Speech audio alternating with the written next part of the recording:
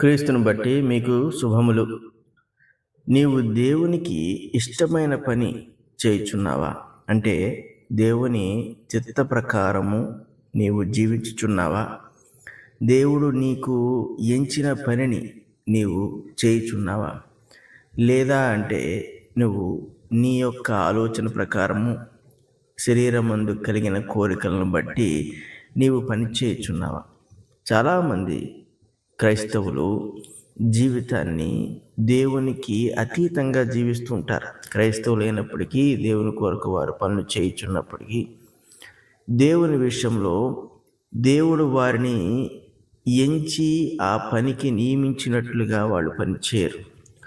కొరింథీయులకు రాసిన మొదటి పత్రిక 12వ అధ్యాయము 18వ వచనంలో పౌలు ఇలా అంటున్నాడు, పరిశుద్ధాత్ముడు ఆయనను ఈ రీతిగా ప్రేరేపించి నడిపించాడు. అక్కడ అంటున్నాడు, అయితే దేవుడు అవయవములలో ప్రతి దానిని తన చిత్త ప్రకారము శరీరములో ఉంచెను. మన శరీరాన్ని మనం తీసుకున్నప్పుడు మన శరీరంలో అనేక అవయవాలు ఉన్నాయి. ఏ అవయవము కూడా ఇంకొక దాని వలె ఉండదు, ఇంకొక దాని వంటి పని చేయదు. ప్రతిదానికి కూడా దాని ప్రత్యేకత ఉంటుంది. మీరు ఏ అవయవాన్నైనా తీసుకోండి, ఆ అవయవము ఎందుకు ఏర్పరచబడింది అనేది దేవుడికి మాత్రమే తెలుసు. ఆ అవయవాన్ని మన శరీరంలో కలిగి ఉన్నాం కాబట్టి అది దాన్ని పని చేస్తూ ఉంటుంది, అది మనకు ఉపయోగార్థంగా ఉంటుంది. ఆ రీతిగానే మానవుని సృష్టించాడు. అందుకే మన అవయవాలన్నీ కూడా దేవుడు ఎలాగూ పని చేయమంటే అలాగూ పని చేస్తున్నాయి. కాబట్టి శరీరంలో ఉన్న మనము వాటి యొక్క పనితీరును బట్టి జీవించగలుగుతున్నాం. ఇది దేవుడు చేసిన ఏర్పాటు. ఇప్పుడు ఇక్కడ అంటున్నాడు క్రైస్తవుల గురించి, క్రీస్తు శరీరమందు ఏర్పరచబడ్డ క్రైస్తవులందరూ కూడా ఎలాగూ ఏర్పరచబడ్డారు అంటే, ప్రతివాడు కూడా దేవుని చిత్త ప్రకారము ఆ శరీరంలో ఏర్పరచబడ్డారంటే దేవుడు ఆలోచన చేసి ఎంచి వాళ్ళని ఆ పాత్రలో ఉంచాడు, లేకపోతే ఆ పాత్రగా వాళ్ళు జీవించుటకు ఉంచాడు. ఇప్పుడు ఇందులో ఏ క్రైస్తవుడు కూడా తనకి నచ్చినట్లుగా పనిచేయటకు వీల్లేదు. ఏ క్రైస్తవుడు కూడా తన ఆలోచన చెప్పును, తనకు కలిగిన కోరికలను చెప్పును దేవుని కొరకు పని చేయటానికి వీల్లేదు. అంటే అసలు క్రీస్తులో జీవించడం అనేది ఎంత ప్రత్యేకమైన జీవితము మనకు అర్థమవుతుంది. మనము మన కోసము మన యొక్క ఆలోచనలు చెప్పున జీవించడానికి మనం క్రీస్తు శరీరంలో ఉంచబడట్లేదు. దేవుని యొక్క చిత్తమును నెరవేర్చుటకు మనము క్రీస్తు శరీరంలో ఉంచబడ్డాం. ఇప్పుడు ఇట్లు కాకుండా మనకు రకరకాల ఆలోచనలతో జీవిస్తున్నాం. ఇప్పుడు రకరకాల కోరికలతో జీవిస్తున్నారు క్రైస్తవులు. ఈ శరీరేచ్ఛలతో వాళ్ళు జీవిస్తున్నప్పుడు, పాపేచ్ఛలతో వాళ్ళు జీవిస్తున్నప్పుడు, దురాశలతో లేకపోతే చెడు మనస్తత్వంతో, అసూయలు, ద్వేషములు, కక్షలు వంటి వాటితో వాళ్ళు జీవిస్తున్నప్పుడు, ధనాపేక్షతో ఇంకా నానా విధమైన అపేక్షలతో వాళ్ళు జీవిస్తున్నప్పుడు, దేవుడు కోరిన దాన్ని కన్నా కూడా వీళ్ళ కోరికలను బట్టి వీళ్ళు జీవిస్తూ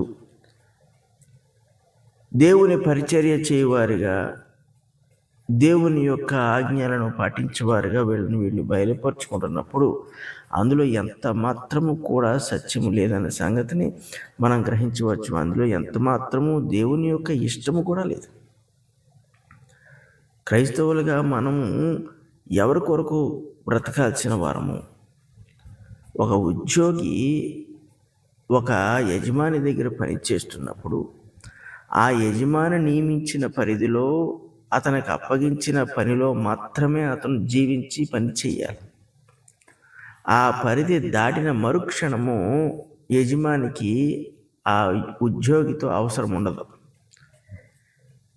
అలాగే మనము దేవుని బిడ్డలుగా క్రీస్తునందు మనం చేర్చబడినప్పుడు, క్రీస్తు విషయమై మనం పని చేయాలి అనుకుంటే అది దేవుడు మనకు అప్పగించిన పనిని బట్టి మనము జీవించాలి.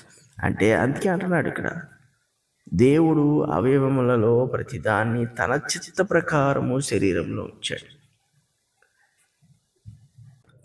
దేవుని చిత్తము కానిది మన జీవితంలో మనం చేస్తున్నప్పుడు మనం క్రీస్తు శరీరంలో ఉన్న వారము కాదు.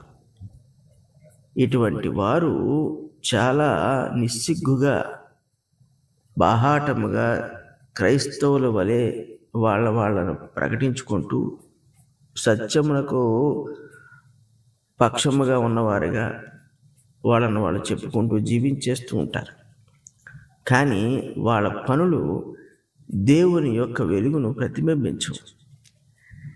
దేవుని చిత్త ప్రకారముగా ఒక వ్యక్తి క్రీస్తునందు ఏర్పరచబడినప్పుడు అతడు చేయుచున్న పనిలో నుండి దేవుని వెలుగు బయలుపరచబడుతూ ఉంటుంది.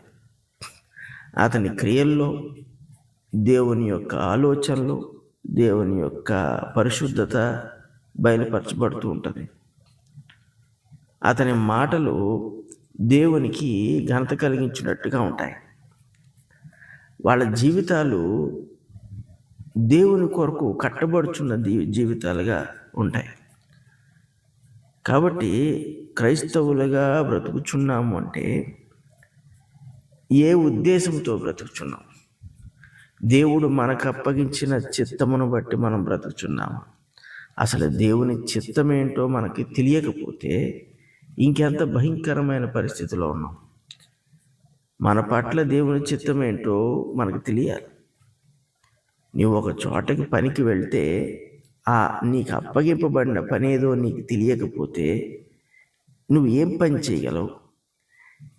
ఏ పని చేయలేనప్పుడు ఆ యజమానికి నువ్వు ఎందుకు ఉపయోగపడతావు?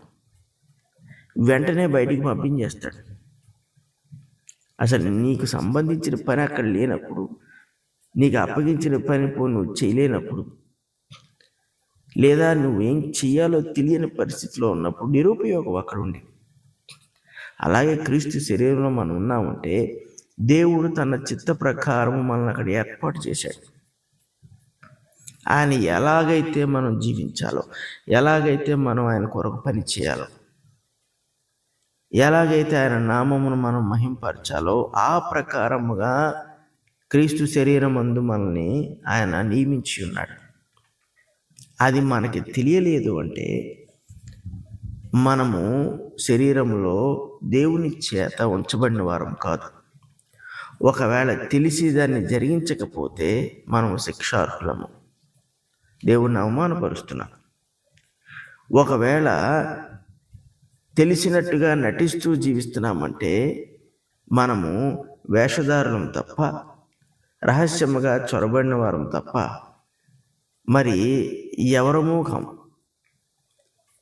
కాబట్టి దేవునితో వ్యవహరిస్తున్నప్పుడు, దేవుని విషయంలో మనము జీవిస్తున్నప్పుడు, దేవుని యొక్క చిత్త ప్రకారము మనము క్రీస్తు శరీరంలో ఉంచబడి జీవించున్న వారమైతే అసలు మనకి ఏ విషయంలోనూ కూడా భయం అక్కర్లేదు, ఏ విషయంలోనూ చింత అక్కర్లేదు.